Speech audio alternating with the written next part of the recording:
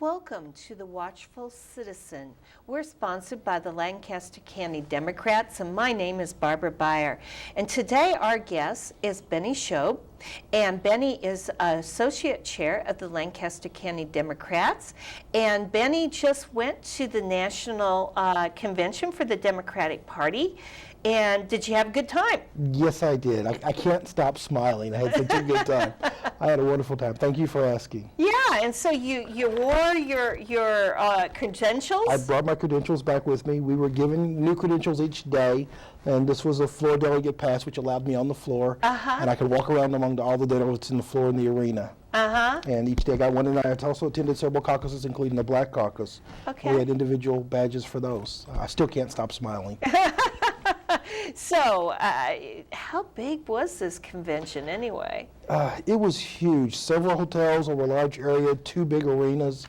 On a little funny note, the arena that the main body was in, the one you saw on television, is the same size as the arena we're building in the Haymarket. Oh, really? So that's exactly that. Yeah, well, maybe we could have Maybe we could host one soon, yes. Yeah, that would be nice. That would be wonderful. I think at one point they said maybe 65,000 people. Okay, that's pretty, that's a large number of people. Large people, yeah. We're attending, yeah. Is this the first time you went to the Democratic Convention? It is the first time I've attended the convention, and I was lucky to be selected as a delegate. I had not intended to go. I've been volunteering with the county party and with the state party and candidates for a few years now, and I honestly felt like I had not done enough volunteer work to earn the position as a delegate. I thought there were people who had volunteered more, who'd given more to the party, and they were more worthy of attending. But I attended the caucuses in April. I attended the county convention as a delegate in June, and then I attended the state convention where delegates were selected for the national. And I just got caught up in the moment. I was so excited about all of it. We had to run and be voted on by our fellow attendees of the convention, and I said, I really want to go. I've done some, and my fellow convention goers thought I was worthy to go. Well, I was there, and I think you were worthy to go. I was still a little overwhelmed. Thank you for voting, yes. So this was their first time to the convention. Did you have any particular motivations for wanting to go?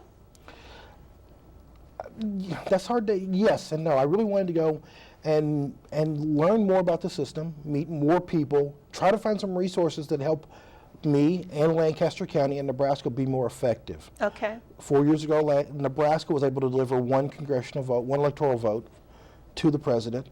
I think we as a state might be able to do more than that this time, in the fall, November. That would be good. So I wanted to see what I could learn, meet some people, find some resources, just learn how the system go, and also try to represent Nebraska. I saw several other states and spent some time in Charlotte, and I noticed when I came back, I've only been back a day, that how much more diverse, actually diverse. Most of the convention was black and white. There were a few Latinos, not very many other ethnic groups. There were lots of gay and lesbian representatives. But Lincoln and Nebraska just seems to be a wide range of diversity. Oh, that's good to hear. It was noticeable in the delegations. And that's one of the reasons why I love Nebraska, and I wanted to take that, represent that to the nation, to show the nation how we look. Yeah, I think that breaks a lot of stereotypes. I also think it's something that I feel that the community of Lincoln has worked on for several decades to go and change that for real in a meaningful way. So there were a lot of speakers. That's what conventions are about, is speechifying. So who were your favorites? Well, I was doing some counting after I got back, and we had to be we were encouraged. We were encouraged to be in the arena by 5 p.m. each day, and we listened to speeches until about 11 each night. Oh, my. There were over 100 speakers listed in the program, and many of them spoke every night. So we would hear, on average, about 40 speeches a night. Oh, wow. And some of them were quite long, some of them were quite short. Of course, Michelle Obama's speech was spectacular. Bill Clinton. What can you say about Bill Clinton? Yeah. But the one that really stood out to me the most was former Michigan Governor Jennifer Granholm. Okay. And she talked about jobs and job creation. Her job was to address the question about whether President Obama has created jobs. And she spoke mostly about the auto industry. And she listed each state and how many jobs the rescue of General Motors and the auto industry saved or created since President Obama did that. And as little as, I think the minimum was something like 30,000 jobs in Illinois, to 250,000 jobs in Michigan, saved by the actions of the president last fall.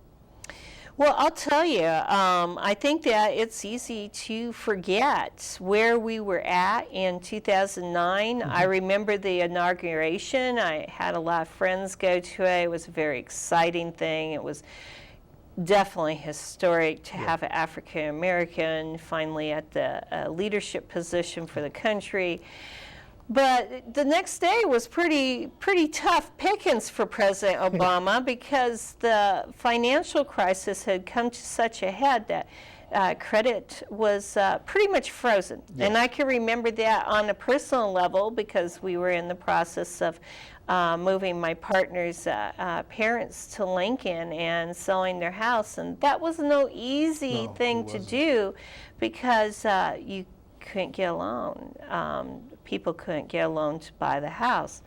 So what happened? President Obama did what? Tell us. Well, like as you said, the economy was not in great shape. He didn't inherit a good economy.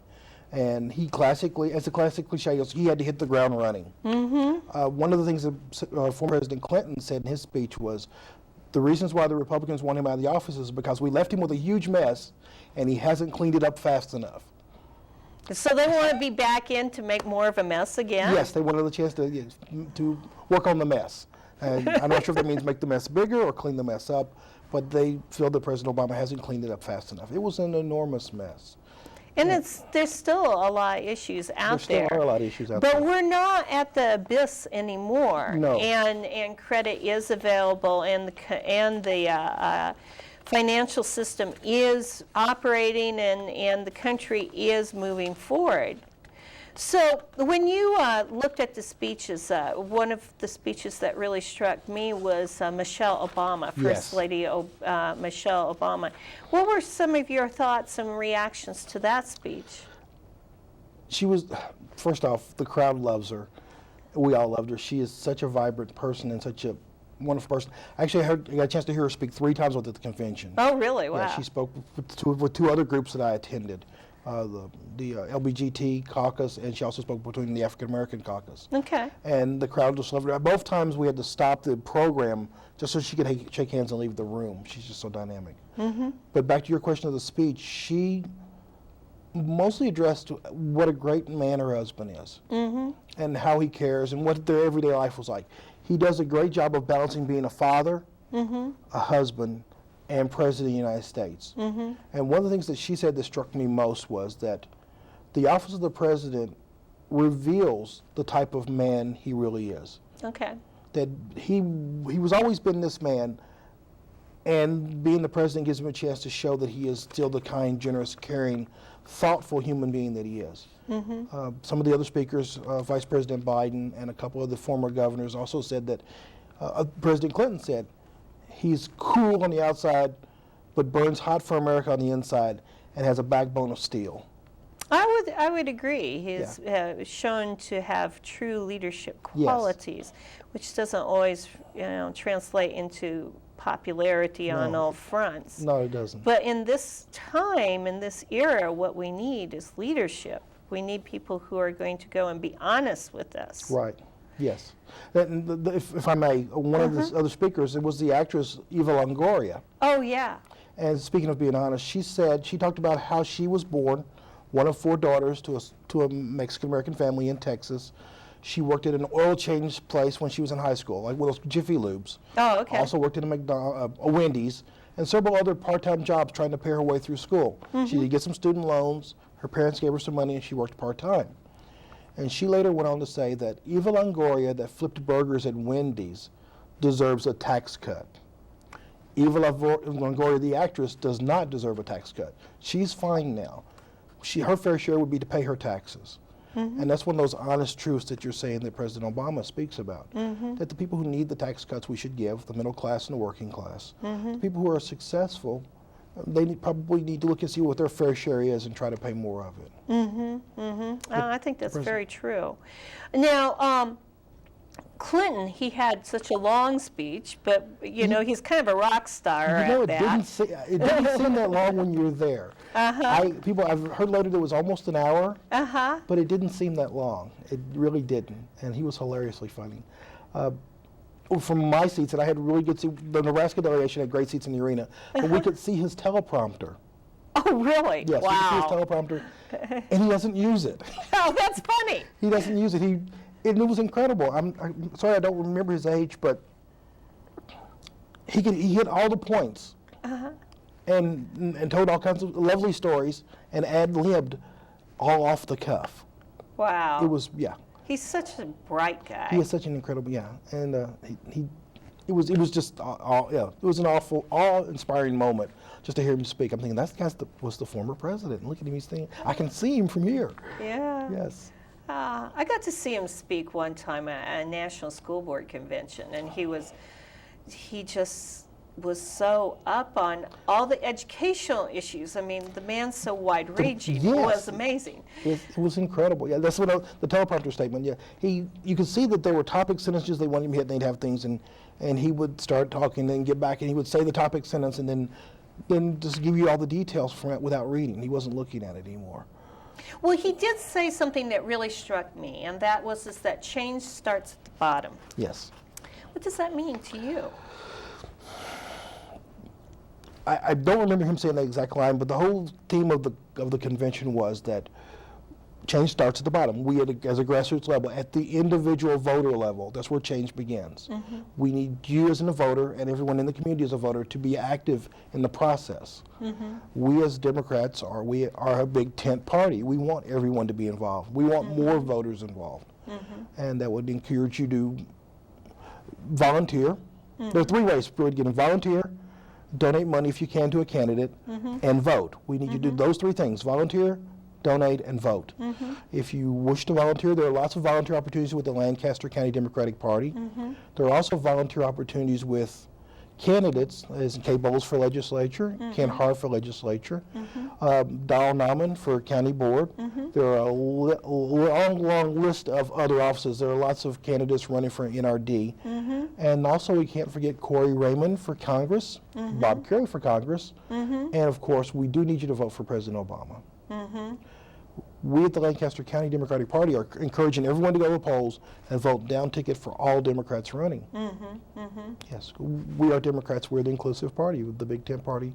We want a better America for everyone. So that's where change starts, is by going and becoming involved in your party here on the county level, and learning about the issues and getting to know those candidates, and picking and choosing the ones that you're really enthusiastic about, and supporting them. And I think the neat thing about Democrats is it isn't always about money. You're right. And the county party chair, John Yoakum, will always say, this is one of his, you'll hear him say this all the time, we can't outspend the other party, but we can outwork them. Absolutely. So we say volunteer, and when we say volunteer, everyone thinks, wow, I can't commit several days to volunteering. 30 minutes to an hour or two a week. Any time you can give to help a candidate or to help a party advance our programs, advance our ideals, advance our values, helps our community. You know, when I first got involved volunteering, it was sporadic. It was back in the 80s. I remember I went and picked up some leaflets for, I think it was Jesse Jackson. Oh my!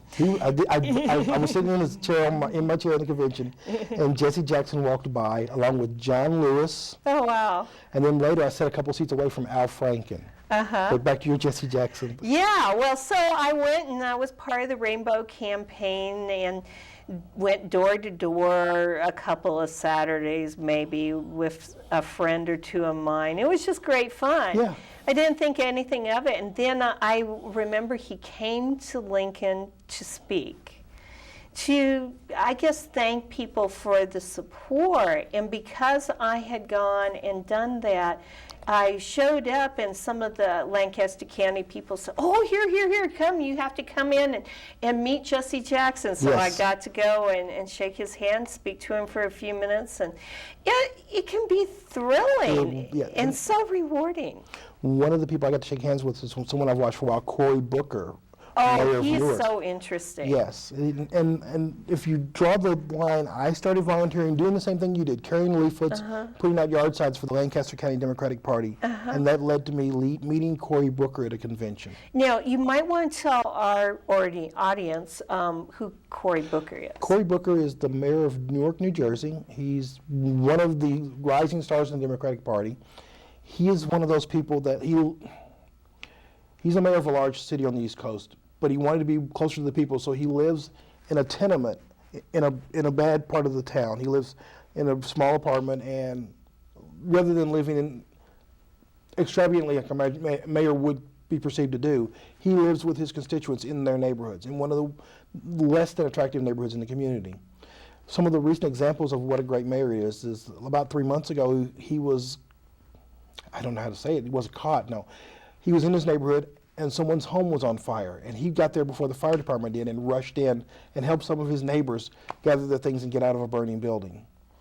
I remember when he first started doing that, living in drug-infested, I think, like projects Blighted type. neighborhoods and projects, yes. And when he first got elected, and of course there were a lot of drugs, there was a lot of violence going on, and by his mere presence, and of course being mayor, calling up the chief of police and saying, hey, come down here. Come down here. Within weeks, that particular apartment building transformed. And part of the neighborhood, yes. And being the mayor that represented that neighborhood that had been neglected, he felt it was his responsibility to go there and do those things. Yeah, he is interesting. He embodies many of the things that we, the Democratic Party, put forth as values. And I was excited to meet him. My volunteering at the county party level gave me the opportunity to go to a convention and meet Cory Booker. And lots of other wonderful people. I saw lots of people. Didn't see any empty chairs or invisible presidents, though. So lots of dynamic people who are passionate about making America better for everyone. And that's another thing that you really gain from going to county party meetings is some of my best friends that I've developed over the years is because I went to meetings or I just volunteered at a phone bank a couple of nights, before the election, got to go and talk to people, find a lot in common, and just, go out, have a snack or whatever, and it's fun, it's exciting, and then you get to be part of that political process. Yes. So that change from the bottom, I think, is a meaningful, important message for people to hear. So I think one of the things too many people feel right now is helpless and hopeless. I agree. And you're correct. We should speak more of that change from the bottom, that grassroots effect. I live in Lincoln and Lancaster County. I get a chance to vote for my legislators to the state. I get a chance to vote for my county commissioner. I get a chance to vote for my NRD district. Those grassroots votes affect my community directly. And then I also get to vote for national and federal offices. Well, let's get to, obviously, why do you think we should have President Barack Obama be re-elected for a second term? That's a great question. The cliched question that's going around now, are you better off than you were 4 years ago? And that's true. We all are better. When we look at what the president inherited on Inauguration Day and the potential disastrous economy and state of our nation, we are all better off than we are that day. And I've got a small list of things, accomplishments the president has done since he's been in office. First thing he did was pass the Lilly Ledbetter Fair Pay Act.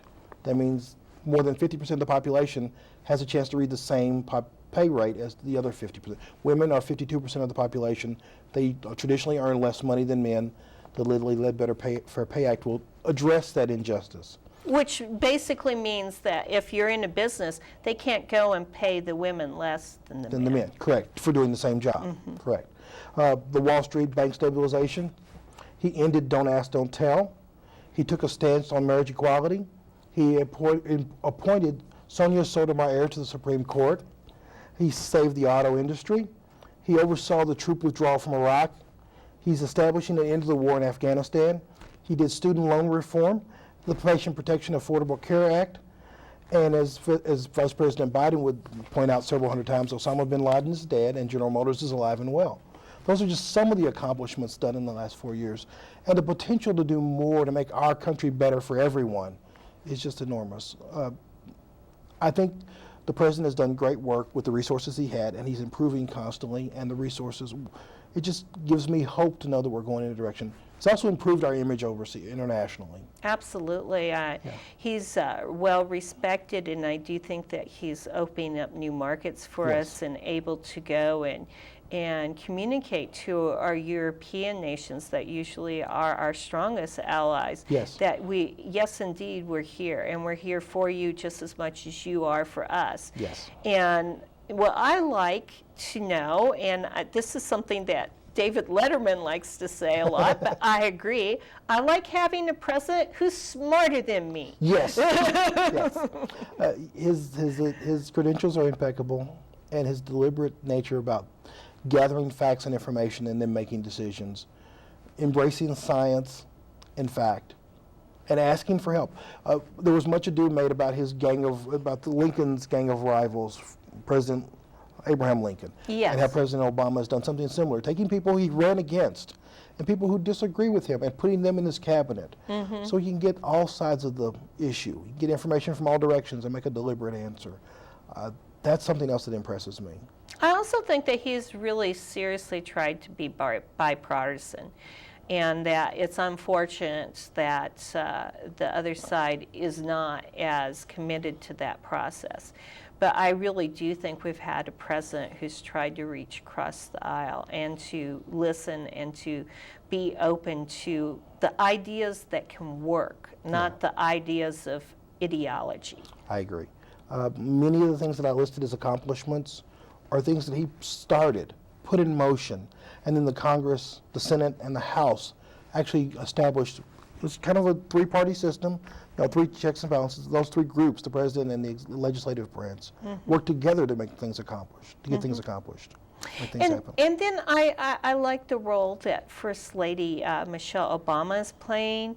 I think that she's done a lot of good work with childhood obesity and bringing that to the forefront as a major health concern. It is a huge health concern that addresses, that we all face as Americans, and it will be something that's problematic for our society for years to come. She has started a program to address that. We're making glacial moves toward recovering from that, but yes, it is so important for our society. Childhood obesity, which leads to adult obesity. And we need to address it and address it soon, yes. There was one thing that President Clinton said, that he respected President Obama because he had the good sense to marry Michelle. And we all agree that she has done a wonderful job as First Lady. So you said that you were part of the Black Caucus, and then you got to go and visit as an ally to the LGBT caucus, and that Michelle Obama appeared and shared some words there. Are there any particular thoughts that message that stood out from those experiences? Honestly, I remember she was speaking, and her speech was pretty much the same each one, of the passion that the president has for the causes, the passion he has for fighting for justice for all people. But honestly, I was, mostly at the LGBT caucus, just so excited and so thrilled to see so many representatives. There were delegates that were gay, lesbian, bisexual, and transgendered. And there were over 500 delegates there that openly serve as gay and lesbian, and that was just so thrilling to see that in my party. Well, I think that's important for not only our party and our nation and our community and state, but we going and disenfranchising a segment of our society never speaks well for a democracy. No. And I think that there's been so much myth-making and, frankly, demonizing of the lesbian, gay, and bisexual and transgendered community that it is refreshing to go and see a president that supports this community that is an important part of our families and our faith communities as well as civil society. So that's nice. I agree with you completely. That is very, my family and friends are my family and friends, no matter what their orientation are. They have the same hopes, dreams, and aspirations that I do. And to say that they are not as equal as I am. And I'm an African American man. My grandparents were not considered equal either. This is the same civil rights fight. And the president has taken up the battle and agreed to fight that battle with us. And I'm excited about that. That's great. Well, I want to go and thank our viewers for checking in today with us, and Bennie Shobe, who is the Associate Chair of the Lancaster County Democratic Party, and he shared with us his experiences at the National Democratic Convention, and it was exciting. And we want to encourage you to come down on Tuesdays in the evening at 7 p.m. to the Lancaster County Democrats Party meeting, and that's at the Communication Workers of America Union Hall at 25th and N Streets. You get to meet, obviously, Bennie's going to be there because he's helping run the meeting, but you're going to meet lots of enthusiastic, informed, engaged people. And remember, change starts at the bottom. And come to the party meetings and make new friends and be part of that change. Thank you for watching. Thanks for coming. Thank you.